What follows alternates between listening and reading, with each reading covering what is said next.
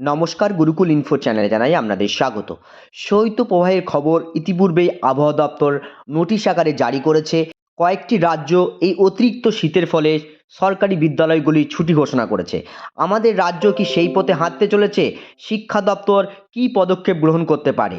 চারিদিকে একটা জল্পনা শোনা যাচ্ছে যে এই রাজ্য অর্থাৎ পশ্চিমবঙ্গ সরকার এই কদিন অতিরিক্ত শীতের ফলে বিদ্যালয়গুলো বন্ধ রাখতে পারে। যাই হোক, সম্পূর্ণ তথ্য শেয়ার করব।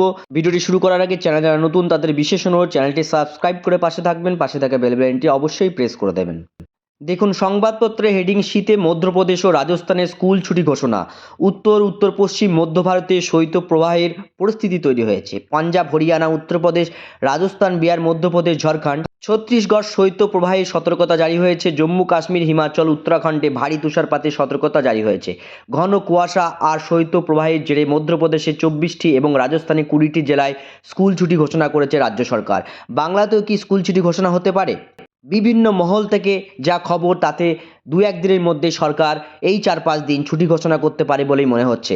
দেখা যাক এই শৈত্যপ্রবাহের জোরে পশ্চিমবঙ্গ শিক্ষা দপ্তর কী পদক্ষেপ গ্রহণ করে, সেটাই আমাদের দেখার বিষয়। ছুটি সংক্রান্ত বিষয়ে আপনাদেরই বা কী অভিমত তা জানানোর অনুরোধ রইল। ভিডিওতে এইটুকু তথ্য আপনাদের সামনে শেয়ার করলাম। সকলে ভালো থাকুন, সুস্থ থাকুন, ধন্যবাদ।